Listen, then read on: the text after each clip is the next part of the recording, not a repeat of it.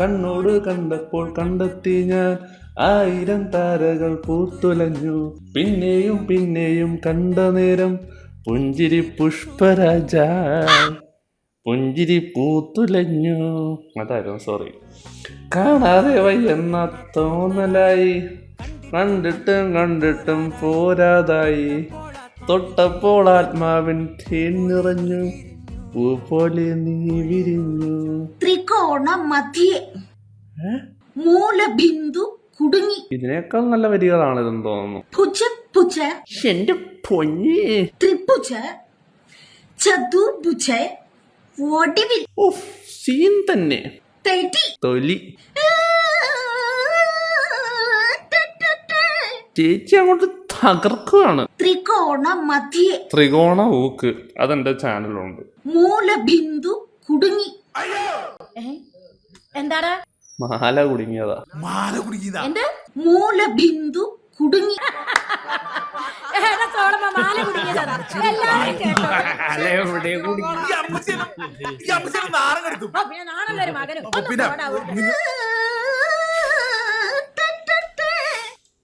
വയ്യേ. തെറ്റി തൊലി.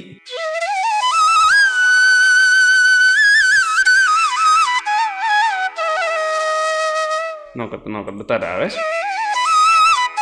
ഒന്ന് കമന്റ് ബോക്സ് വരെ പോയിട്ട് വരാം. ക്യാപ്ഷനൊക്കെ കൊള്ളാം. ദൈവം പാതി നമ്മൾ പാതി. എന്റെ പാതി മുടി അവിടെ പോയി. ദൈവം പാതി നീ എങ്ങനെയാടാ പോയി? അതൊക്കെ പോസ്റ്റ് ചെയ്യാൻ. ദൈവം പാതി മരം കൊത്തി പാതി ഹൈബ്രിഡ് തത്ത. ഇവനൊക്കെ ഏത് താലൂക്കിലുള്ളതാടാ? ഇതുപോലൊരു പ്രശ്നം എന്റെ വീട്ടിലുണ്ട്. പുണ്യജന്മങ്ങൾക്ക് ലഭിക്കുന്ന പൂർവ്വജന്മ സാഫല്യമാണ് ഈ കാട്ടുമരം കുത്തി. തൃപ്പയർ കൊണ്ടാൽ വെട്ടുമാണ്. ആ തലയും തരാവോ? പോസിറ്റ് കഴിയിട്ട് തിരിച്ചു തരാം. അല്ലേ ദൈവം? ഏതാ ഈ പഞ്ചവർണ്ണക്കിളി? ഒറ്റ മൈന ദിവസം പോയി. ഇവരുടെയൊക്കെ സ്വയം വിചാരം എന്താണെന്നറിയാവാ? ഞാൻ അത്രയും മാസമായത് കൊണ്ടാണ് എന്നെ ആൾക്കാർ ശ്രദ്ധിക്കുന്നതെന്ന്. നമുക്കല്ലേ അറിയത്തുള്ളൂ ഇവന്മാരെ എങ്ങനെ ആൾക്കാരെ നോക്കി കാണുന്നതെന്ന്.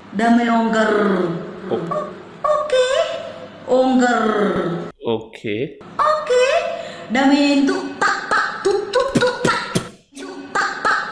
തുപ്പിത്തെറിപ്പിക്കുവാണല്ലേ അങ്ങോട്ട്. എന്നാ അങ്ങോട്ട് മാറിയിരി. ഓക്കെ. ഏറ്റവും പുറകിൽ ആരാ? ധോണിയാണോ? അതെ.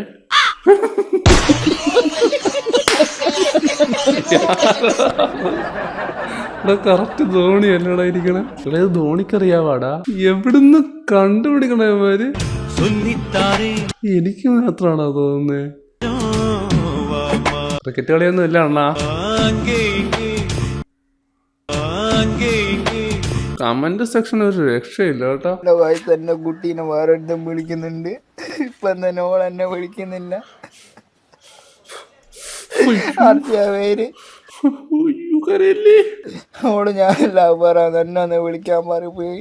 നിന്നെ ഞാൻ വേണമെങ്കിൽ വിളിക്കാൻ കണ്ട് തെറി. ഒന്ന് വിളിക്ക അർച്ചനെ. അർച്ചനെ ഇത് കാണുന്നുണ്ടോ? ഒന്ന് വിളിക്ക് പാവം. എന്റെ സങ്കടം അതല്ല, ഇവനൊക്കെ പെണ്ണുണ്ടല്ലോ എന്ന് ഓർക്കുമ്പോഴേ ക്ലാസ്സിൽ ഇറക്കാടുന്നു. എന്നെ കുട്ടീനെ വേറെ വിളിക്കുന്നുണ്ട്. എനിക്ക് ഒരു മുമ്പ് വെച്ച് കൊടുക്കും. ലോറിക്ക് 23,750 രൂപയ്ക്ക് ഫുൾ ടാങ്ക് അടിക്കുന്നു.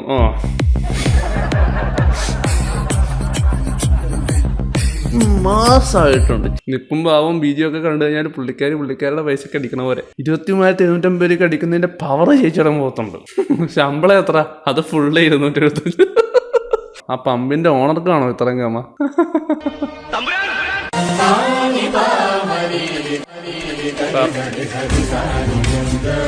ഇതെന്നാടാ ഇന്ത്യൻ കോഫി ഹൗസോ?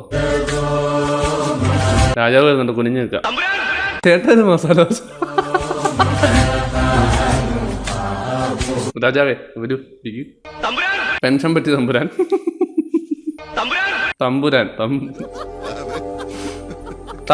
ஊம்புரான். நான் மியூசிக் கம்போசர் காய்ஸ். நான் மெர்சல் வெற்றிமாறன் என்ட்ரி சீனுக்கு என்னோட பிஜிஎம் போட்டிருக்கேன், கேட்டு பாருங்க. നീ അങ്ങോട്ട് പൊളിക്കും മൊത്തേ കേക്കട്ടെ. വെറൈറ്റി ബീജം.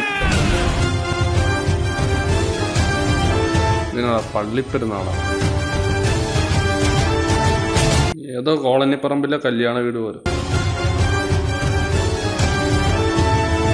സെമ്മ ബ്രോ. നീ എന്നെ ഇൻഡിപെൻഡൻസ് ഡേക്ക് പാട്ടുണ്ടായി കളിക്കുന്നോ?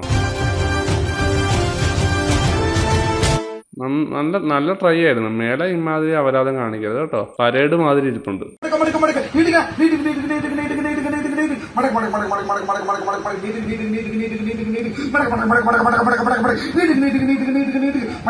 മട്ടക്ക് ഒരെണ്ണം കൊടുക്കണം ഇവന്റെ ചെകിട നോക്കി. ഡോക്ടർ മോട്ടറിന്റെ പണിയായിരുന്നു.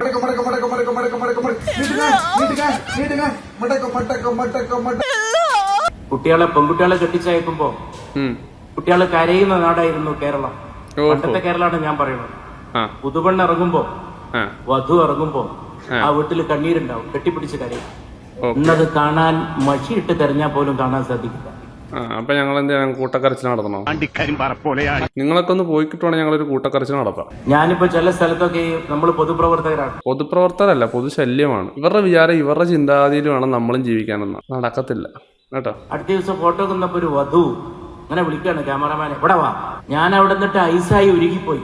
ഏച്ചു പോടെയായിരുന്നു.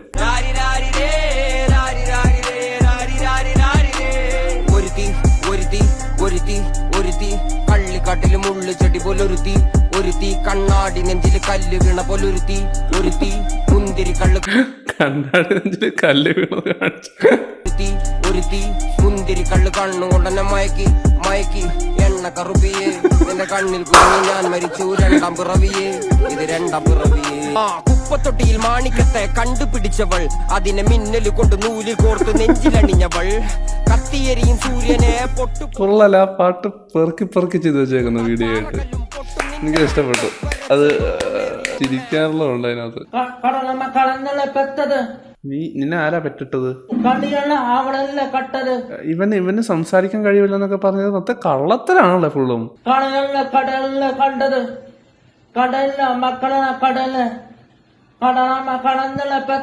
കടലമ്മേ, ഇവനെ വേഗം കടലിലേക്ക് എടുക്ക്. കണ്ടാൽ അടിച്ച് എന്റെ ചേപ്പയാൻ പൊളിക്കും.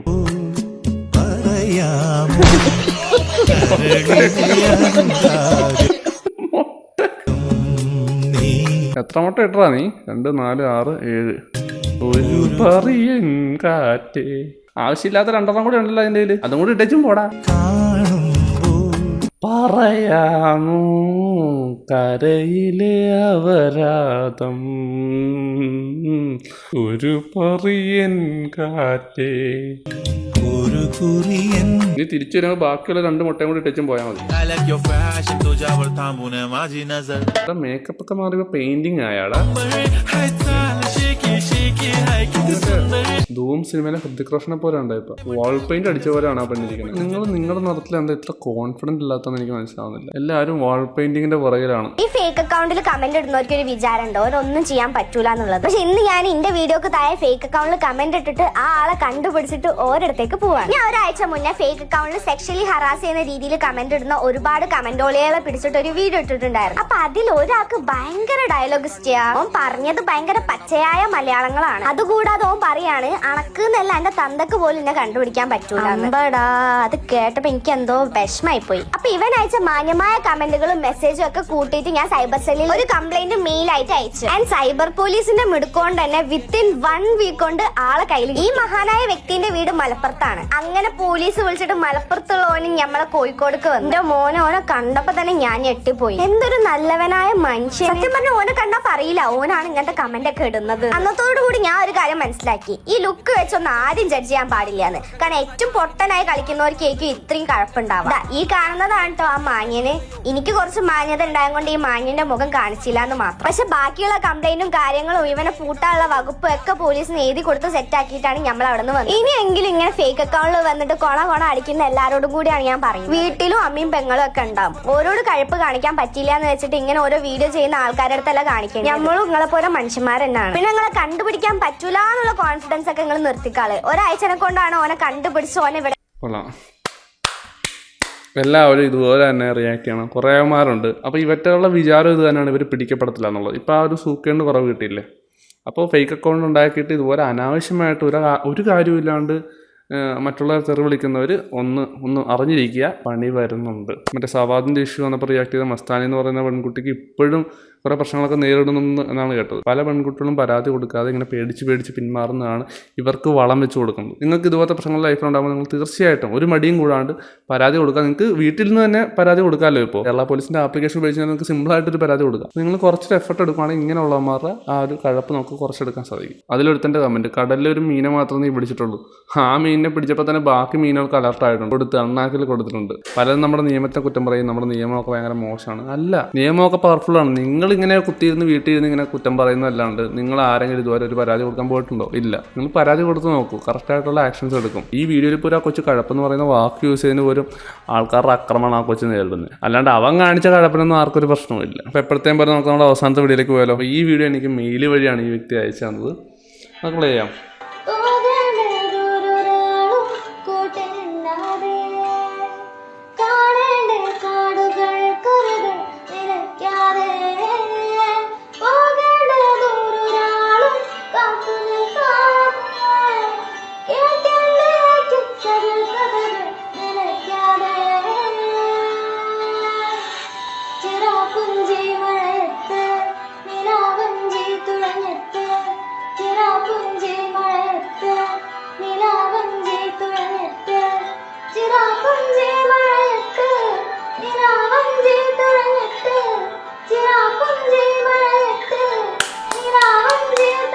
ആര്യ എന്നാണ് ആളുടെ പേര്. ആളുടെ ബ്രദർ ആണെന്ന് തോന്നുന്നു അയച്ചെന്ന്, അജയ് പുളിക്കൽ. എന്താണ് അത് നന്നായിട്ട് പാടിയിട്ടുണ്ട്. വലിയൊരു മെയിലാണ് അവർ എനിക്ക് വേണ്ടി അയച്ചത്. എന്നാൽ ഇത്രയൊന്നും അയക്കണമെന്നില്ല. നിങ്ങൾ ചെയ്യുന്ന വീഡിയോ നിങ്ങൾക്ക് പെർഫെക്റ്റ് ആണ്, നല്ലതാണെന്ന് നിങ്ങൾക്ക് തോന്നുന്നുണ്ടെങ്കിൽ തീർച്ചയായിട്ടും നിങ്ങൾ നിങ്ങളുടെ അക്കൗണ്ടിൽ തന്നെ പോസ്റ്റ് ചെയ്യുക. അപ്പോൾ നന്നായിട്ട് പാടിയിട്ടുണ്ട്. അപ്പോൾ ഒരിക്കൽ കൂടെ നന്നായിട്ട് പാടിയിട്ടുണ്ട്. ലിങ്കും കാര്യങ്ങളൊക്കെ ഡിസ്ക്രിപ്ഷൻ കൊടുത്തിട്ടുണ്ട്. അപ്പോൾ ഇത്രയുള്ള എൻ്റെ വീഡിയോ. എൻ്റെ വീഡിയോ ഇഷ്ടപ്പെട്ടോ ലൈക്ക് ചെയ്യുക, ഷെയർ ചെയ്യുക, സബ്സ്ക്രൈബ് ചെയ്യുക. എൻ്റെ വീഡിയോ ഇഷ്ടപ്പെടാത്തവർ ലൈക്ക് ചെയ്യുക, ഷെയർ ചെയ്യുക, സബ്സ്ക്രൈബ് ചെയ്യുക. അടുത്തൊരു വീഡിയോ ആയിട്ട് നമ്മൾ ഉടനെ വരുന്നതായിരിക്കും. So bye for now.